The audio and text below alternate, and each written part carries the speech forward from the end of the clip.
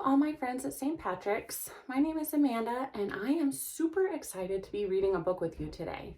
The book that we're going to be reading is called The Berenstain Bears Say Their Prayers. And here we have a verse from Matthew 7:7. Ask and it will be given to you. Seek and you will find. Knock and the door will be open to you.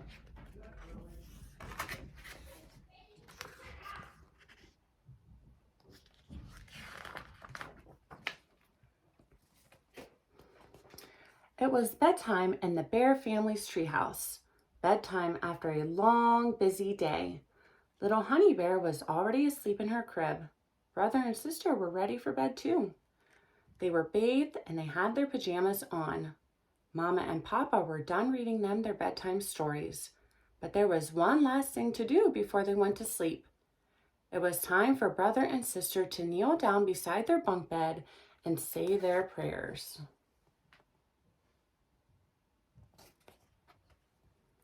Bless Mama, bless Papa, bless Honey Bear, bless Grizzly Gramps, bless Grizzly Gran, bless Cousin Fred, Uncle Willie, and Aunt Min.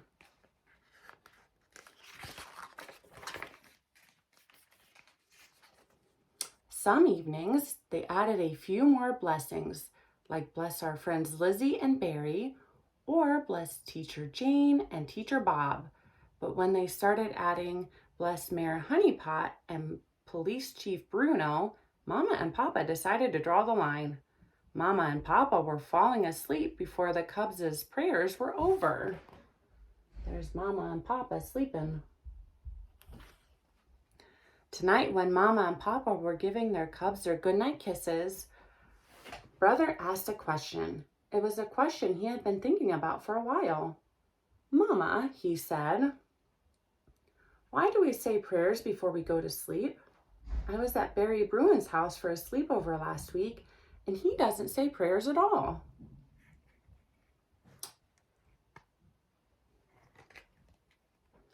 Some people just don't believe in saying prayers, said Mama, but we pray at night so we can thank God for the blessings of the day. Do you and Papa always say your prayers before you go to sleep? Asked Sister, half asleep in the upper bunk. Not exactly, said Mama. These days, Mama and Papa were so tired at bedtime that they just flopped down and were snoring almost before their heads hit the pillow. But I think it would be a good idea if we got back in the habit again. Mama nudged Papa. Don't you agree, Papa?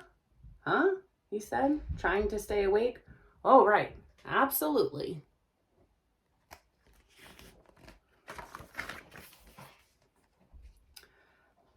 Good night now, said Mama.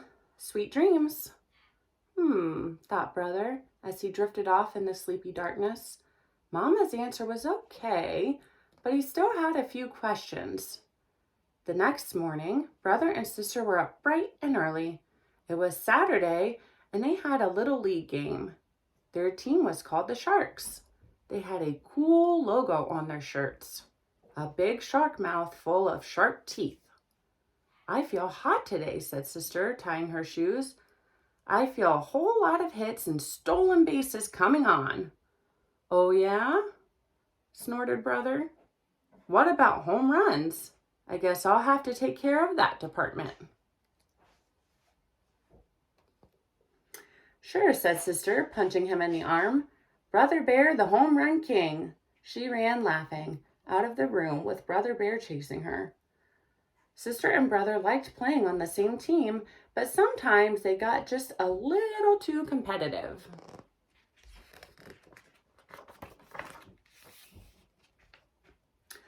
After breakfast, the whole family headed down to the ball field. Brother and Sister had practiced before the game. It was Mama and Papa's turn to help with the snack bar. Papa was going to cook the hamburgers and hot dogs on the grill. Mama was going to sell candy and popcorn. Even Honey Bear would help out. It was her job to eat the leftover cotton candy. Papa soon had the grill behind the snack bar fired up. Mama opened up the candy stand, and Honey Bear started getting into the cotton candy.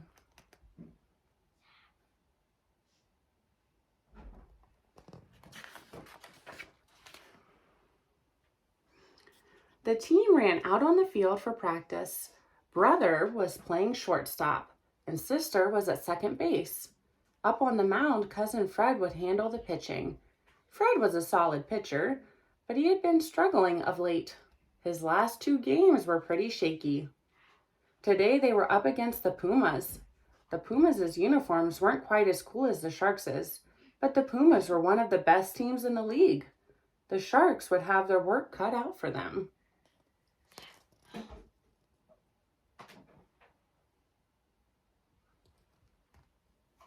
Since the Sharks were the home team, the Pumas were up first. Their leadoff batter was a big, powerful cub about twice Brothers' size.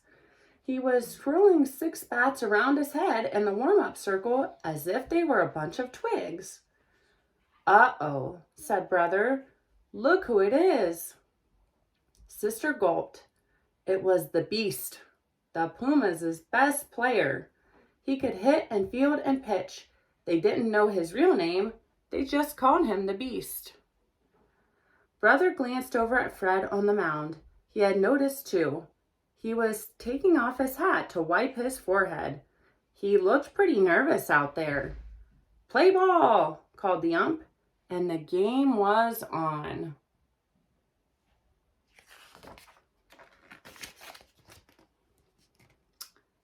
The Beast picked out a bat from his bunch and stepped into the batter's box. He took some warm-up swings and pounded his bat on the plate. He glared at Fred on the mound. Brother noticed that Fred wasn't glaring back.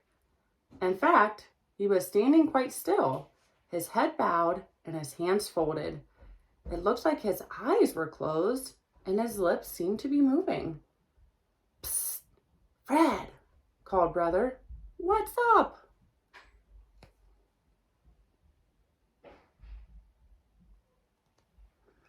But Fred didn't answer.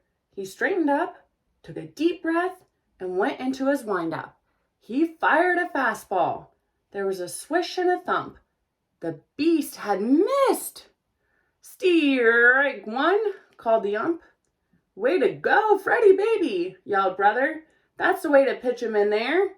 Just 2 more like that. You can do it."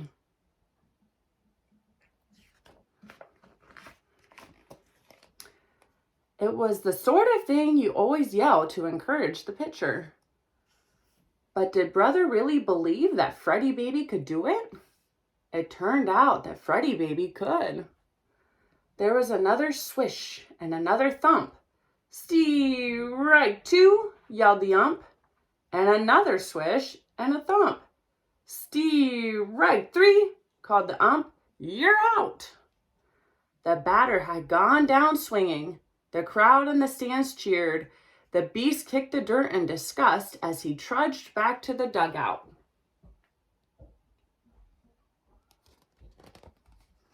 Fred didn't look nervous anymore. Now it was the batter's turn to look nervous. Fred threw 6 more fastballs to 2 more batters.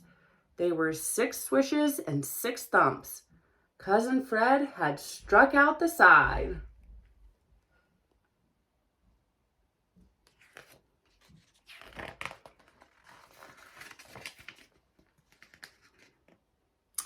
"That was some pitching, Fred," said Brother later as they sat on the bench waiting to go up to bat.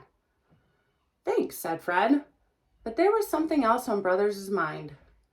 "I was wondering, Fred," began Brother, "what were you doing out there with your head down like that?" "Oh," shrugged Fred, a little embarrassed. "I was just praying." "Praying?" said Brother in surprise. "What were you praying for? Strikeouts?" Before Fred could answer, it was his turn to bat. He trotted out of the dugout, leaving Brother still wondering.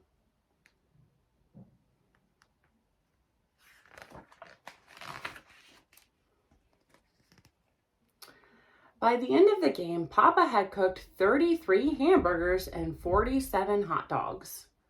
Mama had sold 3 dozen lollipops and 4 boxes of chocolate bars. And Honey Bear was very, very sticky.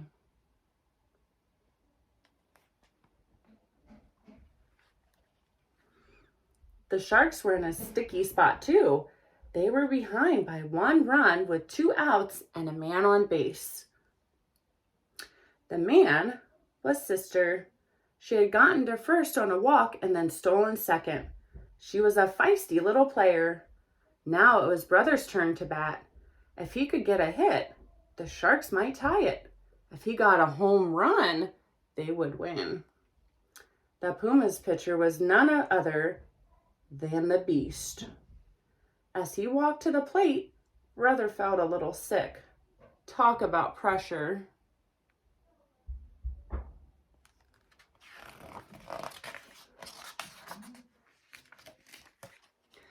Before he stepped into the batter's box, Brother decided to do something he had never done in a baseball game. He bowed his head, he closed his eyes, and said a prayer. "Dear Lord," he prayed, "please let me get a hit." Feeling a little more confident, Brother stepped up to the plate. The Beast wound up and let it fly. Brother didn't even see it. "Strike 1, called the ump.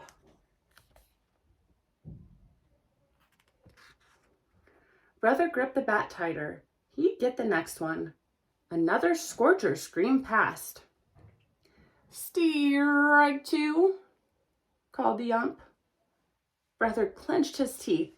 He was definitely not going to let this next pitch get past him. The Beast wound up. The ball flew, and Brother swung hard. Swish, thump. "Strike 3, bawled the ump. "You're out." The game was over. The Sharks had lost, and Brother had struck out.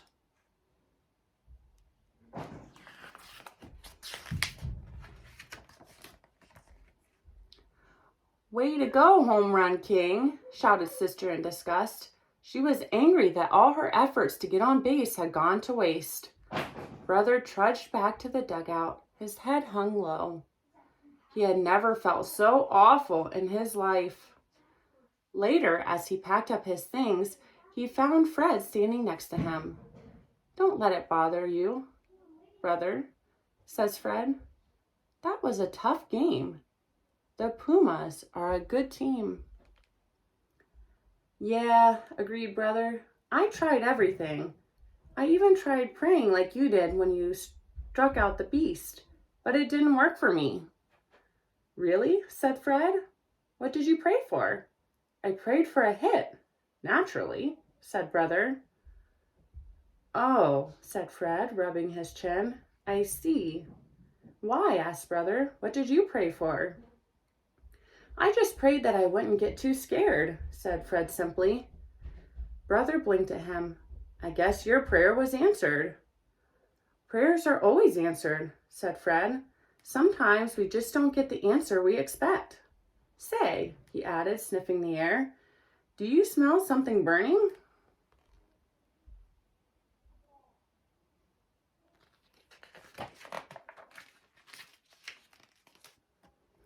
That's when they noticed the column of thick black smoke rising from behind the stands. "The snack bar!" they both yelled and ran for it. The smoke was coming from a batch of burning hot dogs on the grill. Papa was covered with soot and was trying to put the fire out with his hat. Mama came running up with a fire extinguisher. A few good squirts and the flames were under control. Honey Bear was laughing and clapping. "Boy," coughed Fred, waving the smoke away, "maybe we should have prayed for rain."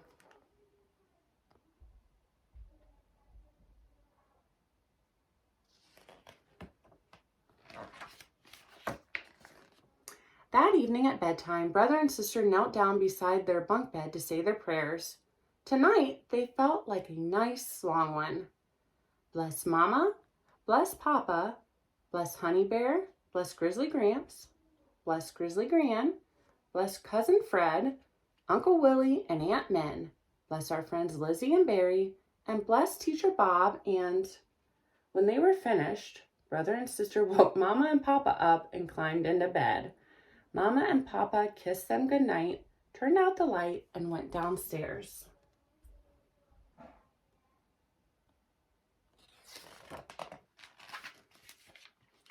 As Brother lay drowsily in his bed, he started thinking over the day's baseball game. If only he had been able to get that hit, or even a home run. That was a tough game today, wasn't it? He said to Sister up on the top bunk. Yeah, answered Sister. Tough on you, Mr. Strikeout King. What's that supposed to mean? Said Brother, glaring up at the bottom of the bunk. I played my best. A strikeout like that could happen to anybody. But Sister didn't answer. She was fast asleep. Brother rolled over and ground his teeth. Sometimes Sister Bear made him so angry he could just... But then he thought of something. He thought of another prayer. Dear God, he prayed, please help me out with my little sister. And to his surprise, he found his prayer had been answered. He didn't feel angry anymore.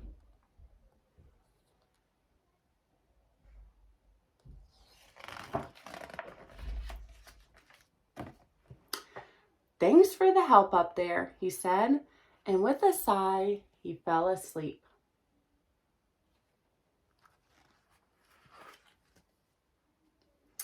Okay, so that was the Berenstain Bears Say Their Prayers, created by Stan and Jan Berenstain with Mike Berenstain. That was an awesome book. I think the Bears played an awesome game, and Brother was right. He played his best, and a strikeout like that could happen to anyone. And he was starting to understand that there's lots of things that you can pray for. Sometimes you get the answer you're looking for. Sometimes maybe not right away, but that's okay. God is always there with us to listen to our prayers and help us out when we need. Have a good day, guys. I'll see you later.